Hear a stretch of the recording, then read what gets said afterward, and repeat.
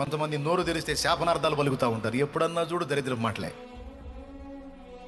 నోరు తెరిస్తే చాలు శాపాలే పలుకుతూ ఉంటారు. తగిలారా? మీకు తగిలారా? మన ఇళ్లలోనే తగులుతారు ఇట్టండి సరుకు. చెప్పాలా, నోరు కొంచెం మార్చుకో. నోరు తెరిసి దీవించటం నేర్చుకో. శాపాలు పెట్టడం పెద్ద గొప్ప కార్యమేం కాదు. దీవించటం నేర్చుకో, శుభం పలకటం నేర్చుకో. నువ్వు దేవుని బిడ్డవి, నువ్వు దేవుని కుమారుడివి, దేవుని కుమార్తెవి. దేవుడు పలికినట్టు పలుకు. దరిద్ర మాటలు మాట్లాడొద్దు అని చెప్పాలి మన ఇళ్లలో ఉన్న వాళ్ళకి కూడా. లేకపోతే నోరు తెరిసిన దగ్గర నుంచి శాపాలు మాట్లాడుతూ ఉంటారు కొంతమంది. కొంప తీసి మీలో ఎవరు ఉన్నారేంది? కొంప తీయకుండా ఎవరు లేరుగా?